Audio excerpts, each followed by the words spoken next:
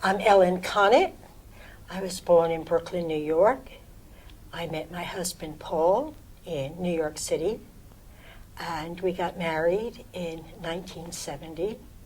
And soon after, in June, we moved to London. And soon after being in London, I began work with Peace News, a pacifist weekly newspaper published in London. And I loved it. And that's where I was working when Bangladesh happened. Working at Peace News, I was working with Roger Moody, an editor at Peace News, and he had been highly involved with Biafra in England. That's how we got to meet. And so next door to us was War Resisters International, and it was headed up by Devi Prasad, and India from Delhi. And the three of us, Devi Prasad from War Resisters International, Roger and I, collaborated every lunchtime on what we could do in Bangladesh. And we came up with Operation Omega, that we wouldn't accept a boundary to keep people in need from those willing to help. Paul and I both were involved in the formation of Action Bangladesh, which was to recognize Bangladesh as an independent country. And that was the goal. It was a political goal, and I absolutely agreed with it. And I was working with Paul on that, but I was more interested in doing something more direct, away from the politics, and that's how we formed Operation Omega. So my husband and I, we lived together, we did everything together, only 10 hours a day we were organizing on different issues, but on Bangladesh.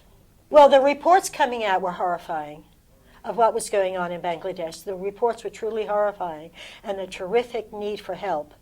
And I felt, well, I can do something there better, more effectively than doing the politicking in London. And so we both agreed. I didn't want to work on the politics. Paul did. I supported him wholeheartedly, but I wanted to work with Operation Omega. Refugees were streaming out of East Pakistan into India. And those who were healthy made it. Those who were weak didn't. And we said we were going to go in and help those people and bring attention to the issue.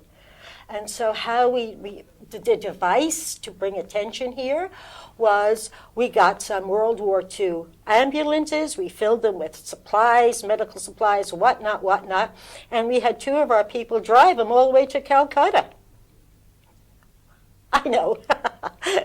It was rather fantastic. And then we met them. We knew when they were going to arrive, and we met them in Calcutta. The Gandhi Peace Foundation in Calcutta was enormously helpful to us.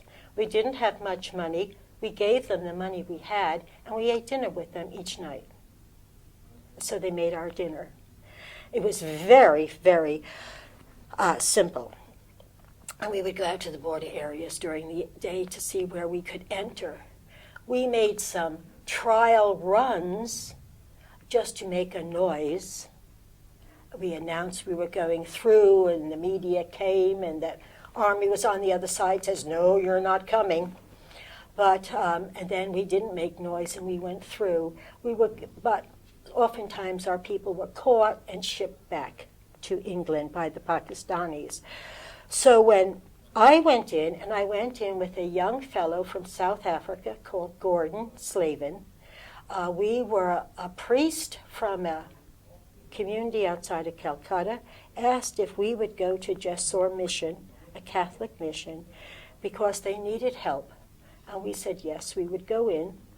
And we got some saris, 200 saris or something, just to go in with, to meet the priests there. We went in on the swollen rivers. It was just the monsoon season.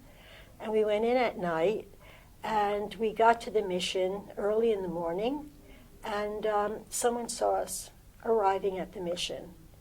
And so the priests were very hospitable, and we woke up the next day, and the Pakistani soldiers were there. So the Pakistani army wanted us. And so Gordon Slavin and myself. They marched us into Jessore.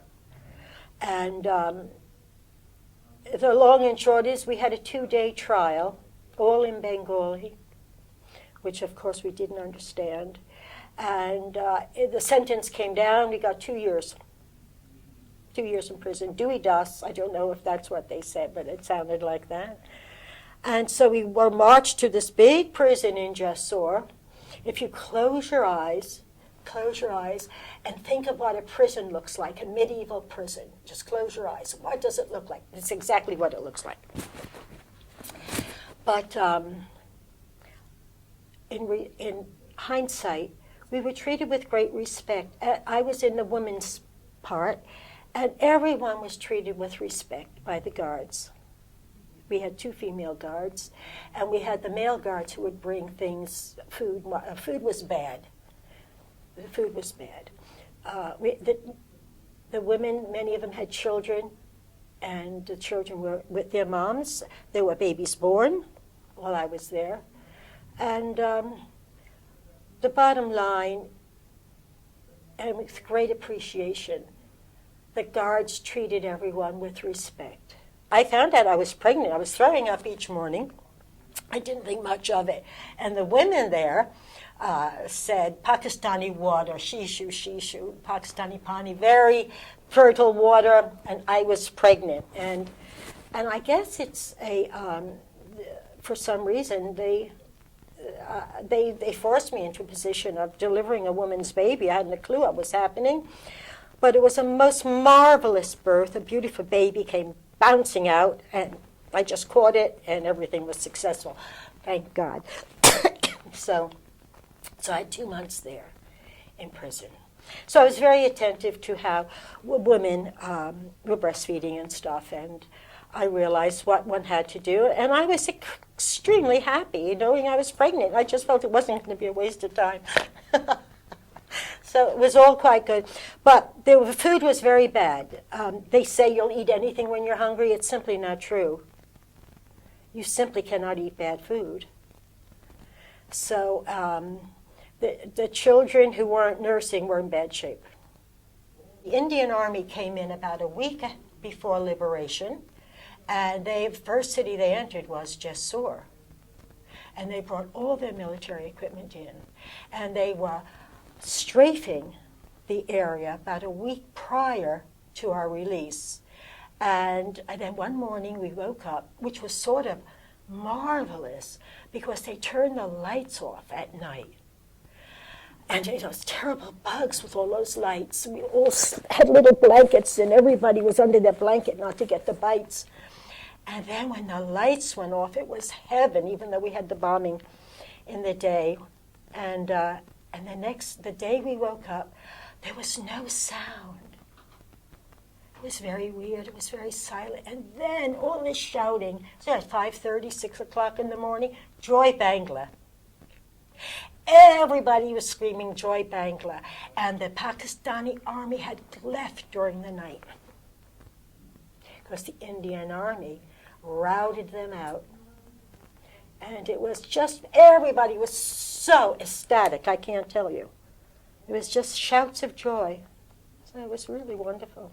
They wouldn't let Gordon and I leave the jail. Everybody else left except for one woman who I had gotten, because when I was trying to ascertain what people was there, and she basically said the word for husband, and that she, and so I assumed she killed her husband, and they weren't letting her out. So but they wanted us to wait for some Indian major. And these marvelous Indian Army guys came, and they got us, and very, very, in a civilized manner, brought us to the mission to have some cookies and tea, and then we headed back to Calcutta. And he was a wonderful Indian major who drove us back. And as we were leaving into Calcutta, the whole road was filled with Indian military equipment coming in. It was a truck, a tank coming in. The whole while we drove from Jessore to Calcutta. So, I mean, the Indian Army, they were really quite wanted and needed at that time. They did their job. Our son was born on June 25th, 1972, and we named him Peter William Mujib after Sheikh Mujib Rahman. So, well, we had the opportunity to do what we wanted to do at that time, and so we were very lucky. We were very lucky. We were independent. We didn't have our children then. So it was, we were just very enormously lucky to do what we wanted to do. I mean, I think they honor themselves when they bestow honors. It's because they did it. They did it, and it's just bestowing the further graciousness on them. We're just little